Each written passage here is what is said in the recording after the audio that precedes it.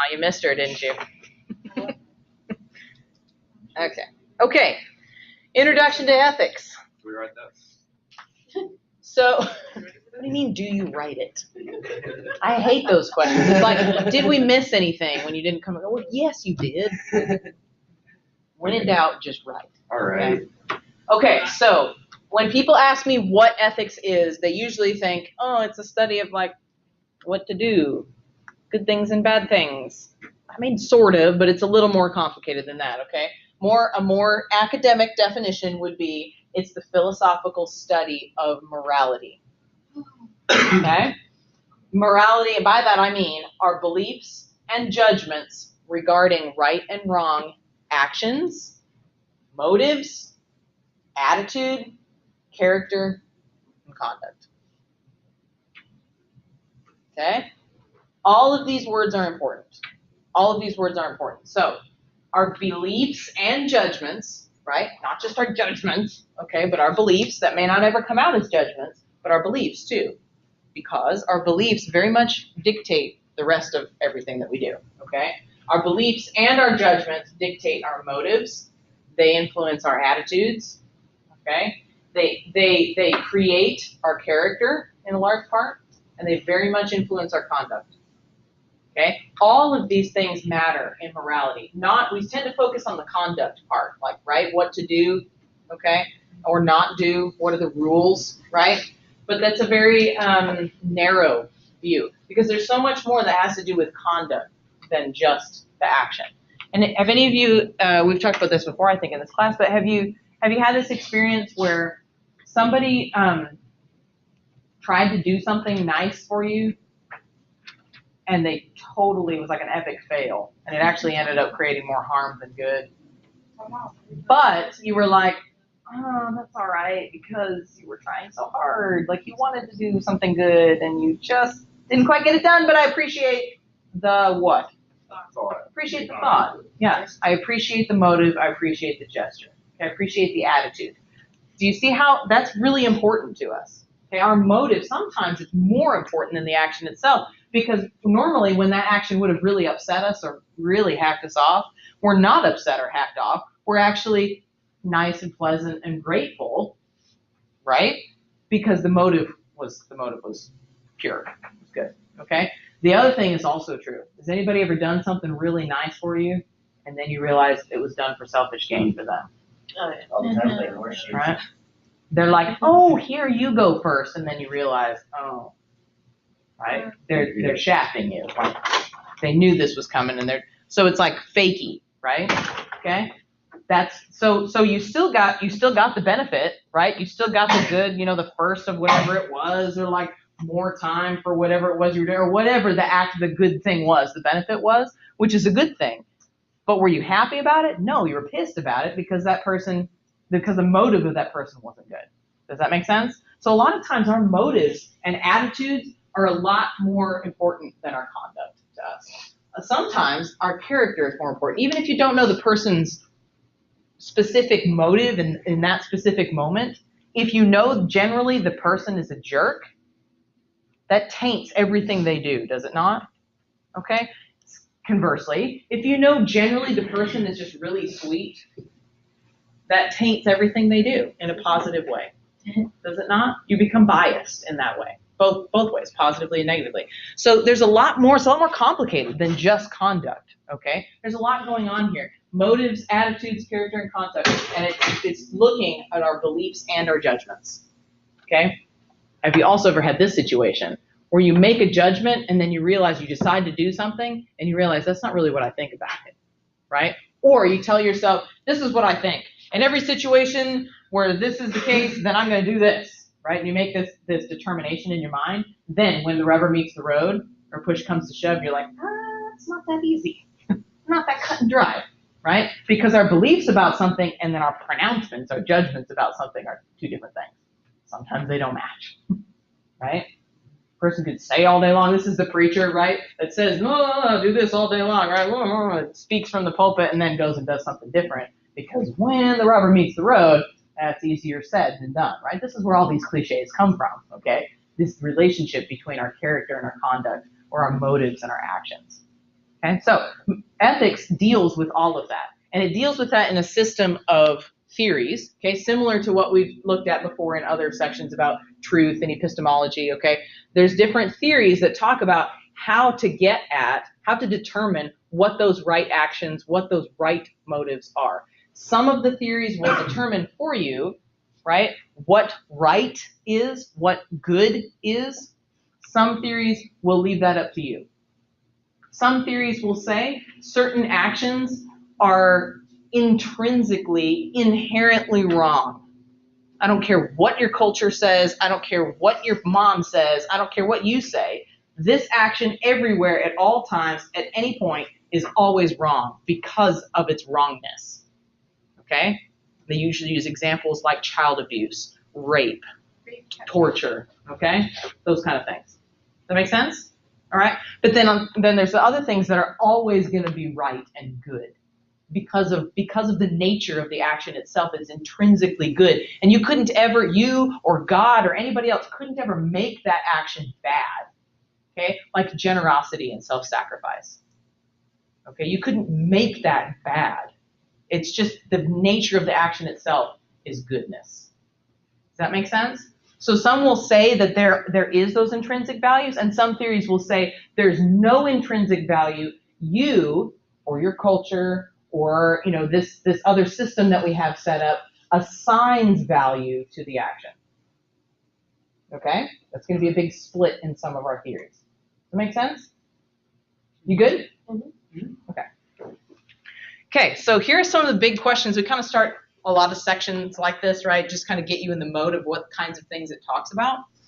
So it does discuss the nature of morality. Like, what the heck is that? What does it mean? Okay, we think we know what we mean when we say morality, just like many things. We think we know what we mean when we say truth or knowledge, right? But when push comes to shove, we really don't really know what that means. We kind of understand each other, and it has to do with like right and wrong things we do, but that's about it. Okay, so it really does get into the nature of morality and answers the question, why should any of us be moral? Have you ever thought about that question before? Why? Sound like my 4-year-old. Why? Why should any of us be moral? We have this thing, like if I were to ask you, or if anybody were to ask you, like even your mom says, like, you ought to do this. And we're like, yeah, you're right. I mean, we have this thing that like directs us to, we think that that being moral is like we ought to do that. We should do that. Why is that? It feels good. I like it makes you feel good about yourself. Okay, a conscience. What if it doesn't? Feels good? Yeah, What if it does? because often What if it doesn't? the right thing is the hardest thing and the most painful thing. So why would we do that to ourselves? You just want to treat people the way you want to be treated. Okay. So when you're moral, you're putting people above yourself, and that's what you want other people to do to you. Okay. But how does that jive if we're looking at it from an evolutionary standpoint? How does that We jive? have like this. You're not going to put somebody above yourself. We have We're like- talking about survival of the fittest, right? like this internal moral compass, I guess you'd say, where we just feel we know what is right and what is wrong. Yeah. So we do the right thing, and we try to do the right thing in any way that we can, any way possible. Yeah, but and then why don't is my do- question. Okay. Yeah, because in the survival What? of the fittest, you would just want to Yeah. survive everything At all you costs, can, right? you know? Yeah. I mean, let's think about it when we say like you should be good. What is it? Think about this. It goes real deep, okay? Think real basic level here. What is it about goodness that makes it that we ought to do that instead of badness? What makes goodness good and badness bad? What do we think of it?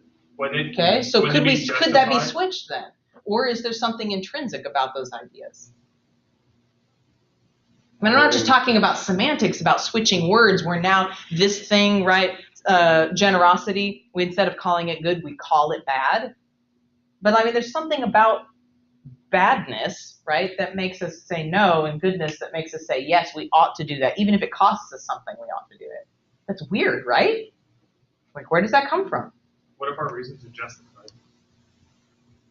Then you have a pretty good shot at You can justify this is that you know something about it or that you ought to do it, but still I wouldn't just say that you ought to do something that's good just because you're justified in doing it, because justification could be bad. But again, why did we even like you started from the thought of I ought to do this. Then you discovered why, let me go find some justification. But where did that initial I ought to be good Like, where did that? instead of I ought to be bad? Like what is goodness? What's the nature of goodness and badness that makes it I like to think it started with religion. Does it come Okay. from nature? Like this, Okay. Like from the mother? Like, you know, from instinct, she raises you, take care of you, and you're shown love. Uh-huh. And then, like, as you get older, she did everything for you. Mm-hmm. So mentally, you see that as love. You kind of get a general feeling of what's right, what's wrong. Yeah. I think that's possible, and I think there are a lot of theories that are kind of based off of that type of idea. But let me ask you this. I had the privilege of growing up in a home that was decently stable, and my parents are still married, and they, loved us and love each other, took care of us, that kind of thing. I knew my mom loved me, still loves me, just saw her a few days ago, right?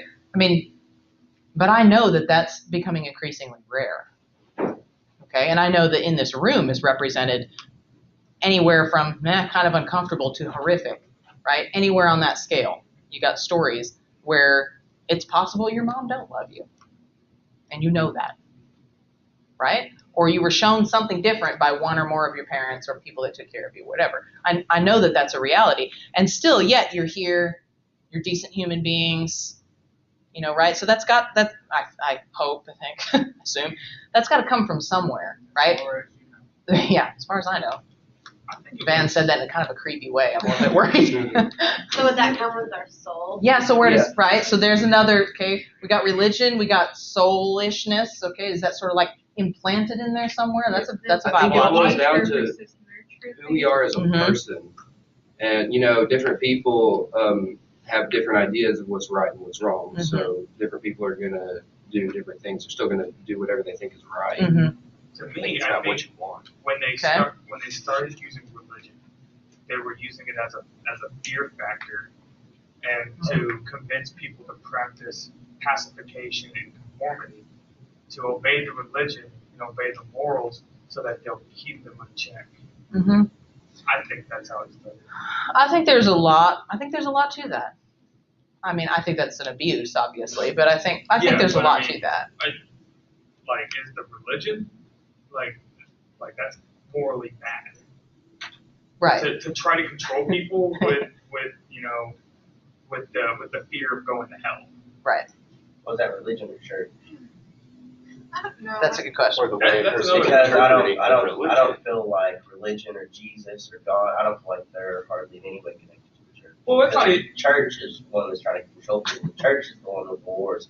Jesus came to abolish religion or the church. Well, I think Not to promote I would just say religion Denominations, because yeah. even in Mesopotamia they worship gods and they probably use the same fear factor just like that. I think it's society. I think it's a mindset. I don't feel like it's something super deep or that's passed down because even if it was survival of the fittest, which is considered bad now because you're putting yourself first, you're still going to love your kid. You're still going to do everything for your kid. You're still going to try to make your kid one step up of, per se, the competition. So would we call that good? Would we call that morality? Or like, so if your mom took care of you, like moms are supposed to do, was she being moral? Or was she just doing what she was supposed to do? Is morality like, where is morality? Is morality like, Yeah. Program. You know, or, yeah, is it like you do what you're supposed to do and then you're being moral? Or is being moral like a step above that somehow? Okay? Really thin line. Yeah. Because we also know that if your mom didn't take care of you, it seems like we would say she's being immoral. but you Like she can doesn't find care about balance her kid. in, I'd say, Right. in other individuals, rather than just your mother. But then let's talk about this. Does biology, right? The biological, then there's a lot more emotional bonds too, but like the biological process of mothering a child or, offspring, okay? Is that a moral thing? And does it imply morality when it's a biological process? It is not a moral thing. Well, there's people that don't come with that like instant clinginess to their kids and just But go on. just because you biologically have a kid doesn't make you moral. So is that Right. Process is moral. moral. Are they But not does it- moral because they don't have that Mhm. connection with their child, or they just don't have that connection? Yeah, I think I've told you guys before, I didn't really feel like I fell in love with my son until he was 1. I did not like him. I just was so focused on keeping him alive, you know what I mean? That like I didn't really enjoy him like as where I felt like, you know what I mean? Until he was 1. Well, wait, I think that's just Really? human nature. wait, Yeah. so people, like women who have like postpartum depression, do Mhm. you consider them like immoral? Like, Okay, good question. Because of Yeah. the chemical imbalance Right? that's making them not have that love necessarily. But then there's security. Oh, and that gets into the dreaded, the word that rhymes with shishmortion kind of deal. Yeah, it does. What does that mean? What, You know what I'm talking about, don't you? what is that word? Knocked up. It's like, Shush motion. it's like Mr. That's a Mr. pretty good Goodpants movie. over here, and I'm not gonna say it because it's gonna offend him, but I'll say it. It rhymes with shishmortion. Oh gosh. Okay. The last question. These are good. These are really good considerations. Okay. You guys are firmly in the ballpark, so this is good. The last question is probably the most, nerve-wracking because it asks, is there a theory that is normative for everyone? Normative means applicable to everyone at all times. So, like, is there a universal good that is shared by everybody? Or is there a universal obligation Okay. or set of obligations? No. Yeah. Keep the human race alive. Yeah, but is alive, again, biology, right? Is alive morality? Is biology morality? Morality seems to be like over and above just existing, Is right? there, It's like is a there judgment normative theory on morality? Is morality created It's like through a like judgment. a more like a society behavior? That's kind of what Justice was saying, like he thinks it's like a mindset. Well, I think, There's a theory that says that. We'll talk about it. I think anywhere in the world, like if you see a starving child, you want to feed them. I think that's like. Unless your culture hates theirs. But I'm pretty sure I mean, like, But still, some even- places. I think even you know, if your culture didn't like them, like in the back of your head, you'd be like, man, I really want to give them food. don't be so But, sure.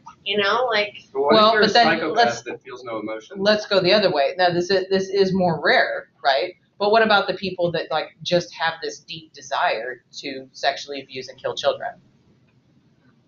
That's real, right? It's out there. Yeah. Okay, It's it's kind of real. like what I was saying earlier. And you know, sometimes it's not. Sometimes it's people who are tortured by that, right? They know it's wrong and they hate it, but like an addict, they feel like they can't control it, right? I mean, that's again very rare, but still, it exists, it's like I was saying So- earlier. Super rare. A lot of people on the West. right? But I mean, like as far as I would say, most offenders don't see anything wrong with it. And that's why they do it. I'm talking about the people that do know it's wrong and feel like they can't help themselves. Yeah. That's pretty rare, I wonder if we found out what was wrong with them, if we could figure out how to fix it. right? If we figure out the chemical They're working on it. I feel like it's in the brain somewhere. Somebody gets a wire or a pathway crossed, and it's always linked to getting off. It's always linked to their sexual desire, and a lot of people that desire gets linked to something that's not sexual at all, or it gets linked to a child, or it gets linked to murder, or whatever it is. They interviewed all kinds of psychopaths or diagnosed psychopaths on death row, and they all said, almost every single one of them, no matter their crime, said it all started with sexual desire, and then it manifested into porn, and then violent porn, and then it's always that them doing that's always linked to their sexual desire. It's I think that something it like often is. I think that's a really big factor. Just as a sidebar, this again, we're adults here for the most part, right? But Yeah. as a sidebar, think about that. Like, this sounds like your high school abstinence talk, right? Don't be throwing your sexuality around. Okay, it's a really powerful force. It's really powerful. Don't be like, throwing it at anybody. I'm just saying. I'm not telling you what to, when to do it. I'm just saying, like, just keep that in mind. Okay, because you're right, it is. It factors in. Also, don't be one of those people that's like, oh my gosh, you have sexual desires, I might be a psychopath. Okay, you're probably not. Okay, but I'm just saying, right? I mean, that's kind of a meaningful sidebar, like kind of a conclusion to that is, it's a big deal. It's a big deal. Don't treat it lightly. Okay, let's read it like A that. lot of the most famous people in the world, a lot of huge CEO owners of major companies are all clinical psychopaths. But that's not necessarily, that just means that whatever it is that for you, for them it's power or it's money. Your basic desire, what makes you Crazy, happy, isn't it? what makes you get off is about money or owning something. 1 in 6 people are clinical psychopaths. Owning something. Other I words. got that. All right, So let's getting- keep going. getting on Slide the number design. 3. I know. Here we go. Big one. You don't, okay, Jesse, you don't have to write this down. Okay, gotcha. I was about to just. Okay. Here's two kind of different aspects to this. Okay, 2 angles, and this is just like for your consideration. Okay. So Louis Poyman, who is an author of a number of ethical textbooks, he's the author of a textbook I had my ethics class in college, editor anyway and writer. But he says a knowledge of ethical theory has enormous practical benefits. In case you're like, I don't really care, I just do what I want, and mostly I'm a good person, so what I want is good, so there we go. He's saying that's not good enough, okay? A knowledge of ethical theory has practical benefits. It can free us from prejudice and dogmatism. It can free us from prejudice and What dogmatism. is dogmatism? Dogmatism think legalism, What's legalism? okay? It's like when you're sticking to the rules and you're like, when you say that somebody's dogmatic, that means they don't make any exceptions and you're like, come on, be real, live in the real world, right? Like, give me an extension because, this person in my family just died or something like that. And they're like, no, it says, week overdue and that's it. I mean, it's like if they're being very dogmatic, they're very by the book, okay? It's a religious word that means like beliefs or rules, okay? Your dogma is like your, Kind of sounds like something dark. the old, it kind of is, but the old saying is, my karma ran over your dogma. Think about that for a little bit. Okay, it can free us from prejudice and dogmatism. It sets forth the comprehensive systems from which to orient our individual judgments. It sets forth systems from which to orient our individual judgments. It carves up the moral landscape so that we can sort out the issues in order to think more clearly and confidently about moral problems. Basically, it sets it out there, it sorts things out for us, a system, right? A theory, and most theories do this. It sorts out big things, big ideas for us, so that when we get to a problem, we have categories that we can think about things in. It's not just left up to chance or left up to desire or left up, right? We actually can go, okay, well, does this make sense? Does this make sense? Does this make sense? Okay? And it has practical benefits. It really can be less stressful to know a theory and to try to abide by it than to just fly by the seat of your pants. Okay? Okay. The other side of this, Kai Nielsen, there can be no complete, non-personal, objective justification for acting morally rather than non-morally.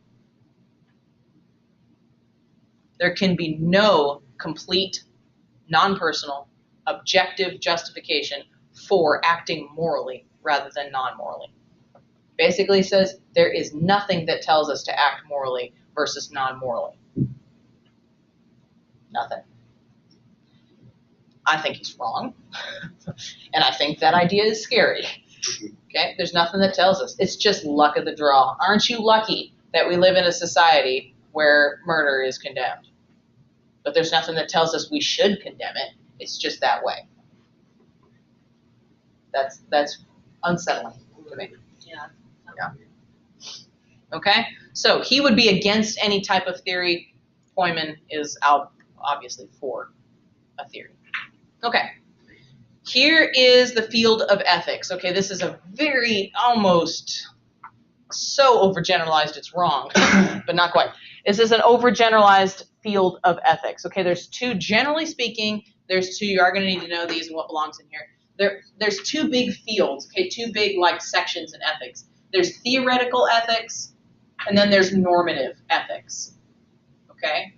Theoretical ethics we will just delve in briefly. We delve a lot more into it in our ethics class when we talk about conscience and value and things like that. But we will define morality, or at least attempt to, okay, in this class. But then we talk about moral properties and things like that. What is it about goodness and badness that makes it good and bad? That kind of, we go a lot more into that in ethics.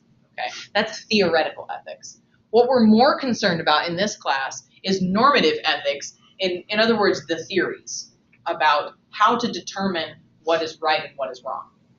Okay, inside of those theories, you have two camps. Okay, two types of theories. One is called cognitive theories. Remember, think cognitive, brain up here. Okay, cognitive theories. The other one that is a lot smaller is non-cognitive theories. Okay, cognitive theories you have to get there by thinking through them. It's a rational process. Non-cognitive theories don't deal with rationality. Okay, they are theories that say that there are, again, there's very few of them because they're terrible, but they are theories that say there is really no moral truth. Okay, and there's no such thing as moral statements. It's just semantic language games we play with each other that we all kind of understand what we mean, but we're really not saying anything when we say murder is wrong. We're just saying other things, but not wrongness. There is no wrongness. That doesn't exist. Okay? One of them is called, I don't know if we talk about it here or not, but I'll tell it to you now. In the non-cognitive theories, to give an example, it's called emotivism. Okay? Emotivism sounds like what it is.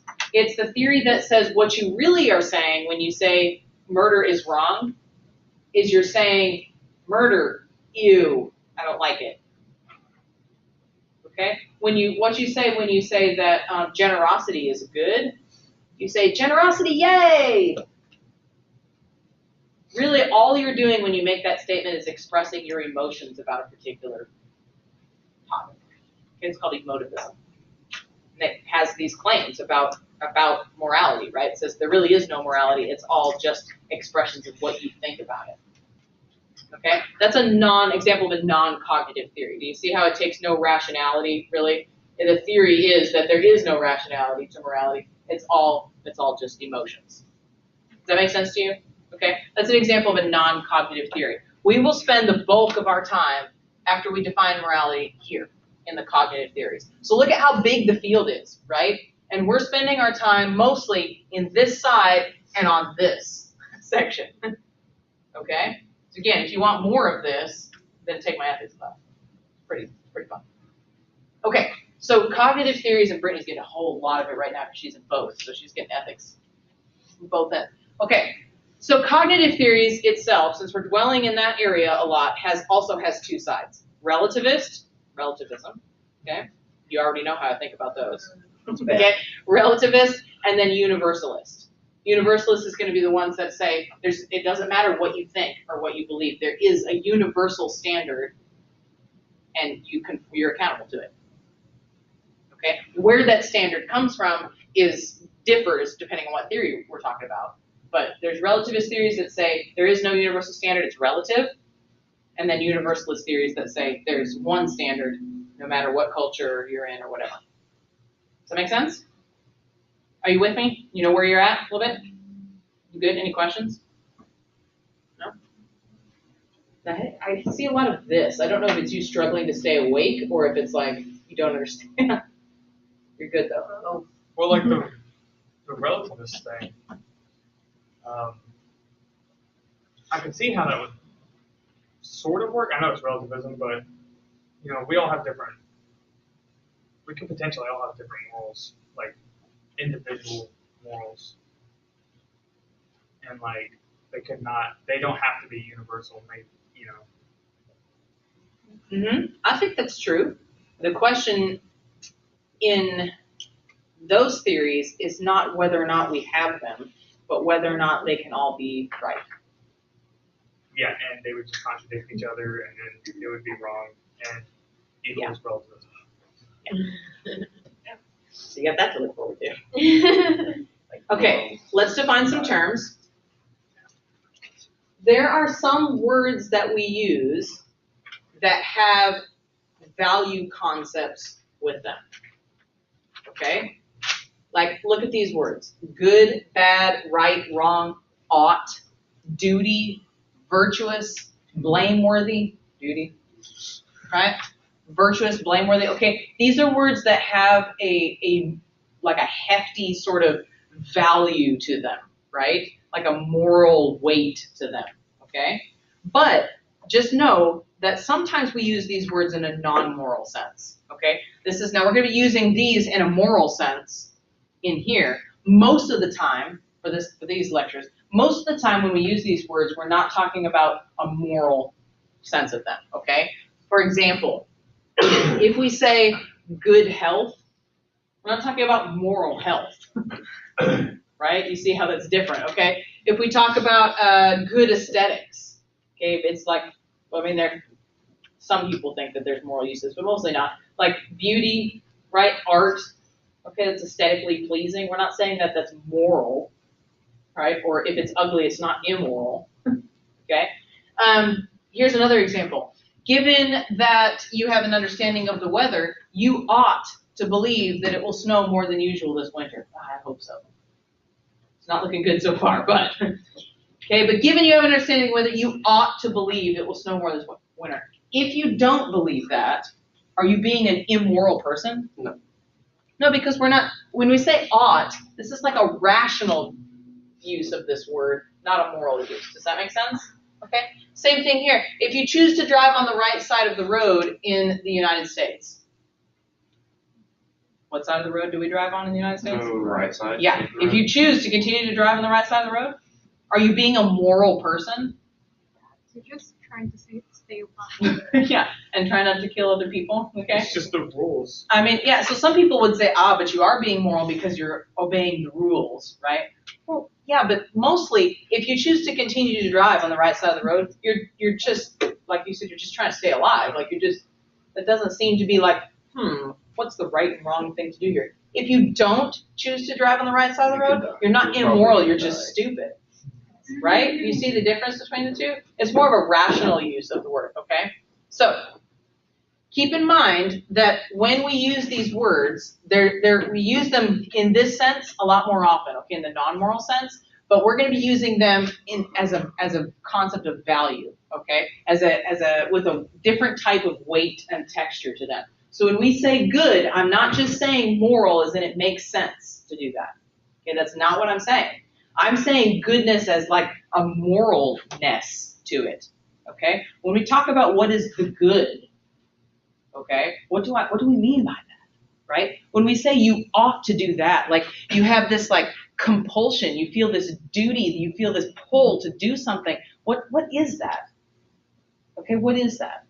Is it just like an overactive sense of guilt or something from your childhood? Or like, where does that come from? Okay, that's the kind of use we're using these words. So think about it in those terms rather than just in a rational term. Okay, good? Okay, we're gonna start this because we have a lot to do. And before I continue, because I'm gonna forget otherwise, I don't know yet whether or not we're gonna have class on Wednesday, which I hate to do, but I have to take my son to, either me or my husband has to take my son to a doctor's appointment in Fort Smith. So I don't know which one of us is going to go yet. It kind of depends on how far we get today in our classes. So I hate to leave you hanging like that, but if I don't have class, I'll send an email, and I will also record a lecture for you to watch because we can't afford to miss anymore. Does that make sense? Missing that one on Wednesday last week put us behind. So if you don't have class, you'll put a video lecture on Blackboard. Yeah. Okay, and I'll need for you to watch it before Friday because Friday will pick up where that lecture will have left off and you'll be lost otherwise. So make sure you watch it. I send it to you, okay? So just watch your email and I'll try and figure that out as soon as I can give you notice. Okay, so now we're going to talk a little bit about defining morality. And before we talk about this, just don't write that down yet. Do keep in mind that when we talk about morality, this is a hard thing to define. And when we try to come up with one definition, that's really kind of an impossible task. Most philosophers agree that this is an impossible task. And so they feel like morality has these different facets, and none of them can really be ignored. And so most philosophers have agreed on these 4 definitions of morality and take them kind of as like a cumulative case, okay? Taken together, they form a pretty good definition. Some philosophers will gravitate towards 1 or 2 or whatever, right, and say, no, those other 2 don't matter, but these matter. And then other philosophers will do the opposite, right, with these 2. But really, when you take all 4 together, it forms a pretty comprehensive view, of morality, okay? So we're going to go through each of those 4 so that you know what we're talking about, and then we'll get into theories after this. Does that make sense? You good? Okay. So this is the first of 4 definitions. A judgment is moral only if it is accepted as a supremely authoritative, overriding guide to conduct, attitudes, and motives. A judgment is moral only if it is accepted as a supremely authoritative, overriding guide to conduct, attitudes, and motives. What? Yeah, it's very strict. Limiting. Okay, do you understand what this is saying? So in other words, if a judgment doesn't, you could take it or leave it, it doesn't trump anything else, okay? Then it's not moral. We're not in the area of morality, because morality has a different function. Morality can trump other things because it's moral, and it can trump things like desire. Okay? It can trump things like family duties. Right? We can trump things like relationships. Okay? If we're talking about a moral judgment, then it has to have that kind of characteristic that it could trump those things. Does that make sense? Doesn't have to. Sometimes they can jive, right? Sometimes we don't have to give up those things. But when push comes to shove, which I've said that phrase many times today for some reason, okay, then we're gonna choose that. The moral judgment is gonna demand that we choose that over top of other things. That's part of what makes it moral. Make sense? Okay, let's look at it a little. Let's look at some pros and cons. So this one is good in the sense that morality must have top priority, because for whatever reason we do think that we ought to be moral people, and if we have this sort of sense, right, this set of overriding guides that tell us to do things, even if it contradicts what we thought we knew, even if it contradicts what we want, right? Then we ought to choose that. We have that feeling in there. Bless you. We have that sort of mode somewhere in us, and so this demands that we put morality at the top priority if things are at odds. Okay? But this by itself, if this was the only definition we had for morality, then I think ultimately it's pretty inadequate, because it is possible to have other overriding duties. What if you subscribed to a religion, and your religion was the top priority? Religion can override some things. We've seen in history how religion seems to override what everyone else thinks is moral. Right? I mean, we've seen this. So there could be possible other overriding guides. So ultimately it's not, we need something else to help us fill that in. Okay? Okay. Second, a judgment is moral only if it's a prescriptive imperative. I'll talk about that in a second. A prescriptive imperative that recommends actions, attitudes, and motives. And it's not merely a factual description about actions, attitudes, and motives.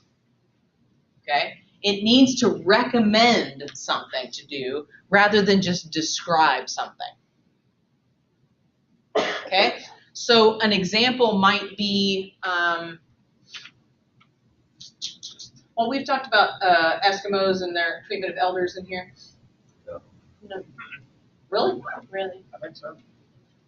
How Eskimo, we talked about this in the fact, we haven't talked about fact value of it yet. It must have been in your class. Eskimos have this weird thing where, well, to us it's weird, but they really, really highly respect their elders. They're traditionally a nomadic tribe, and they respect their elders, and when their elders get too old to travel or to hunt with the rest of the tribe, then they take them way, way, way out onto the ice pack and leave them. And then continue on. Yeah, for real. Sounds pretty How is that Doesn't happen respected? so much now because they're not as nomadic, but so the question is, how is that respect? Yeah. Well, look, two things. One, they don't have the indignity of having their family and friends watch them deteriorate and decay and become useless.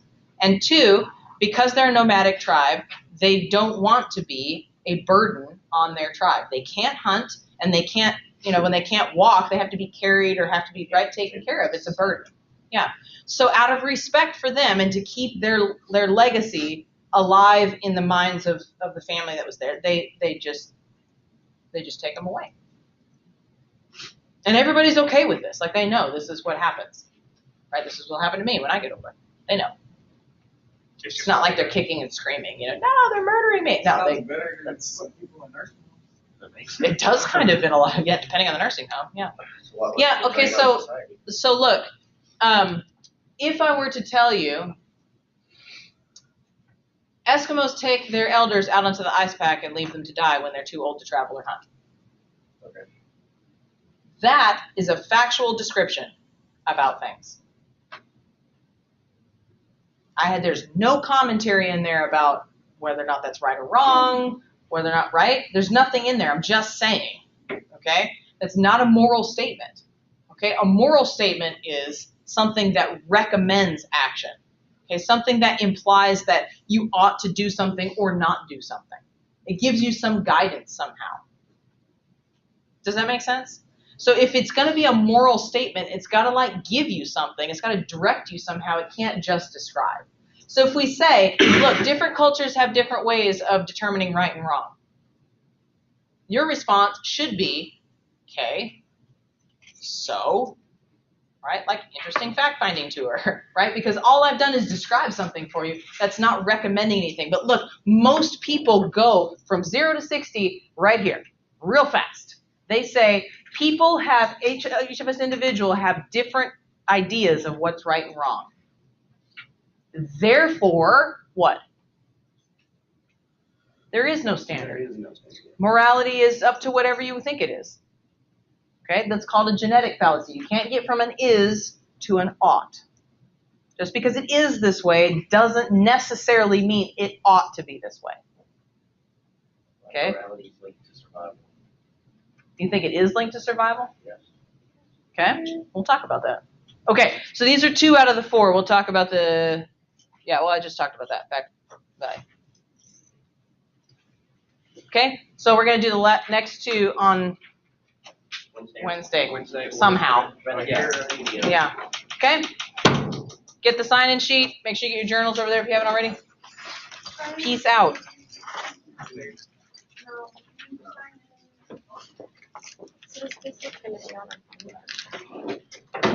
Can I turn in my journal? I was gonna turn it in that day.